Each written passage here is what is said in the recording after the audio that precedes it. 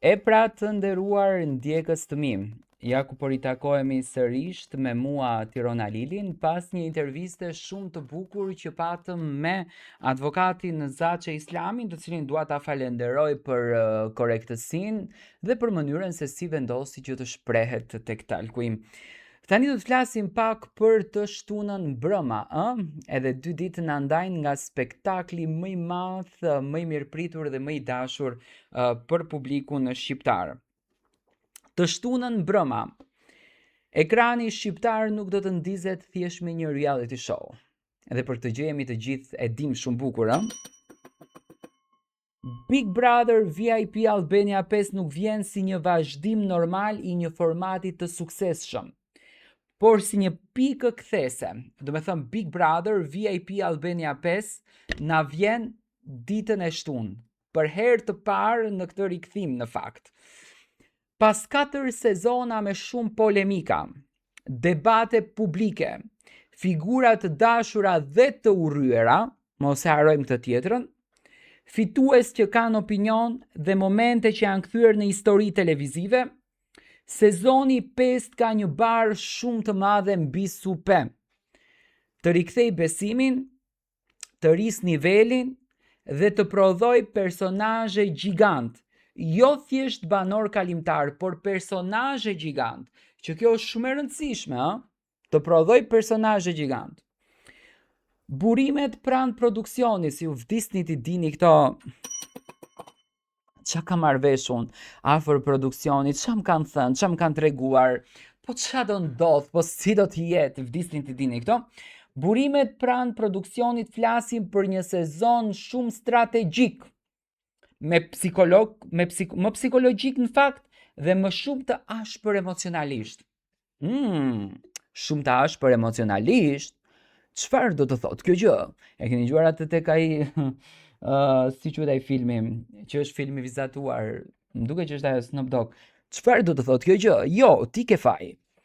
Dhe, domethënë kemi të bëjmë me një emision, me një Big Brother, sepse dola nga konteksti, me një Big Brother më të rënd të psikologjikisht dhe shumë të ashpër emocionalisht, që nuk kupton, do rrifen, do vriten, do rrifen aty brenda.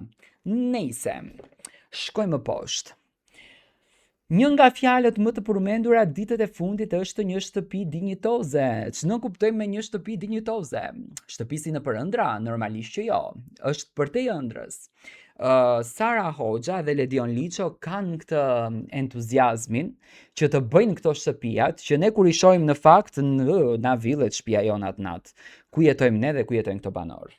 Realisht japi një botë shumë ngjyrash dhe cili është suksesi i një njeriu? Suksesi i një njeriu është kur ta bën të villet ai vendi ku ti jeton.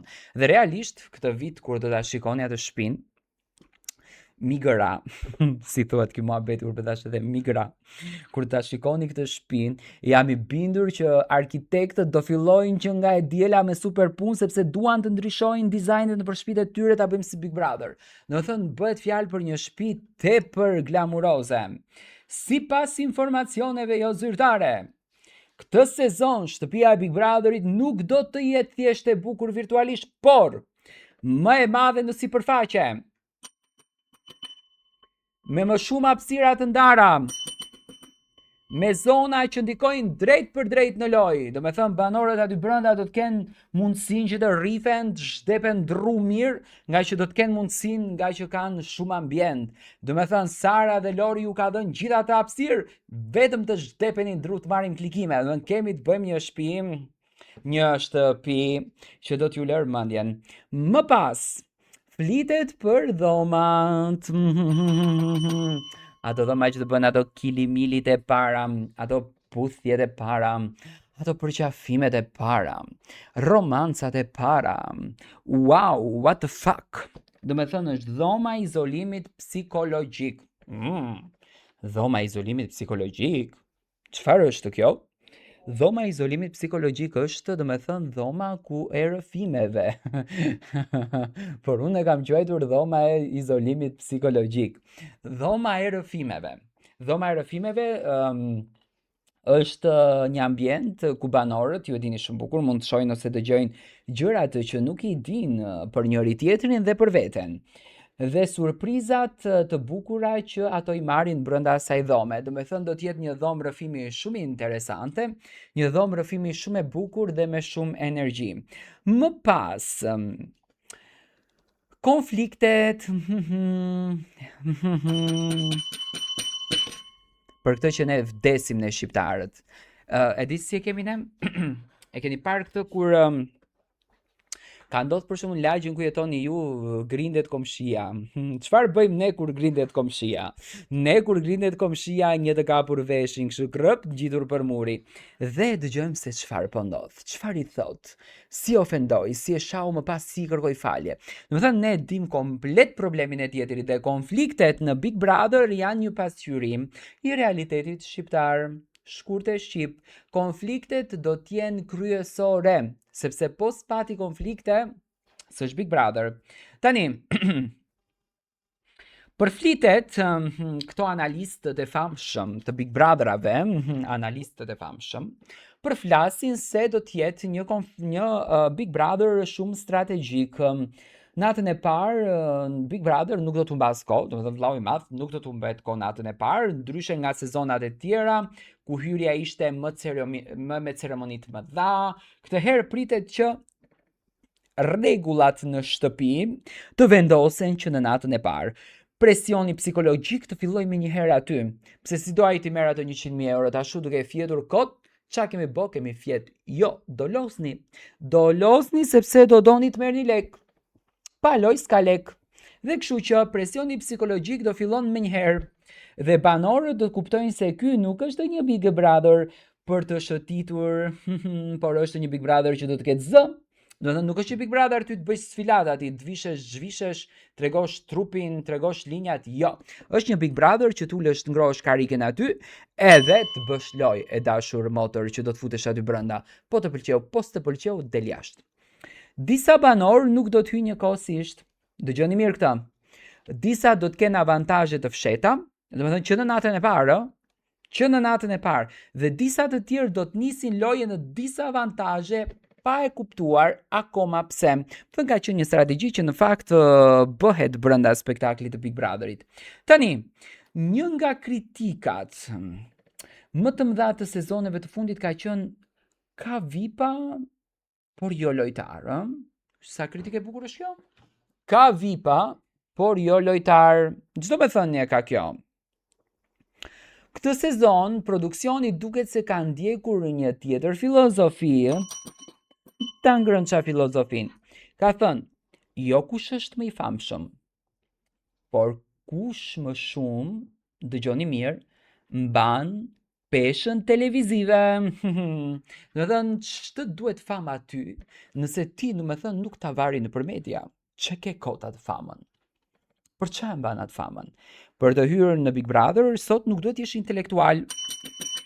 Sot ti duhet të kesh followersa, duhet të ndiqesh në TikTok, edhe futesh në Big Brother dhe personazhet deri diku janë tiktokera, influencera, personazhe të këtill, domethënë një personazhesh.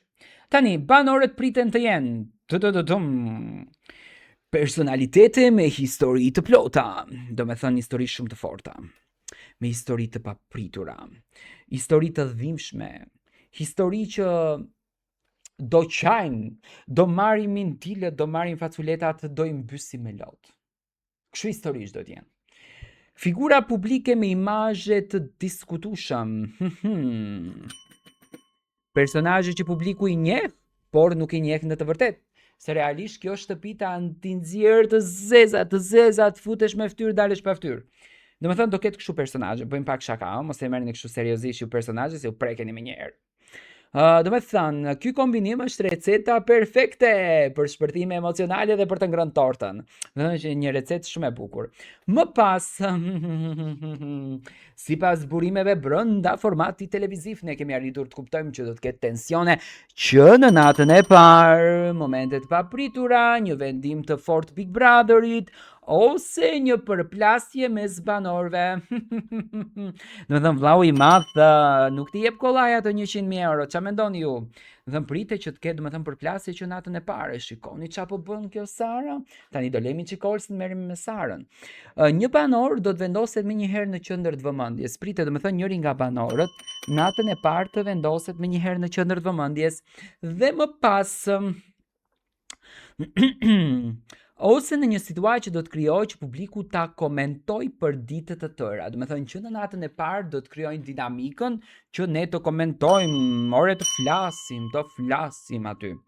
Pastaj, do të thënë produksioni e di shumë mirë se minutat e para krijojnë narrativën e gjithë sezonit. Një fjalë vjetër popullore thotë bjeri hekrit sa është i nxehtë. Dhe kështu që do të thënë ato do i bëjnë hekrit sa është i nxehtë që natën e parë. Tani loja psikologjike, shumë përfolur, është lojë psikologjike, është lojë e rëndë, është arma kryesore në sezonin e 5.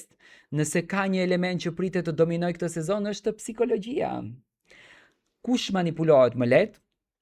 Kush mban më shumë nervat? Kush bie pre provokimeve?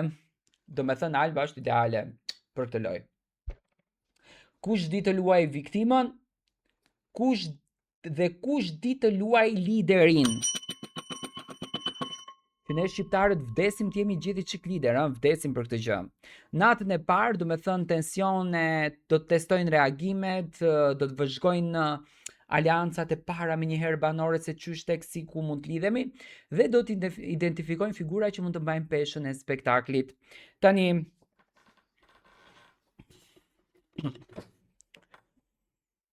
publiku a do të jetë një lojtar i mundshëm brenda këtij formatit? Talk show me Tirona Lilin. Dëgjoni mirë tani. A do të jetë publiku një lojtar i dukshëm? Kam atë muzikën një element që këtë sezon pritet të ketë rolin më aktiv është publiku.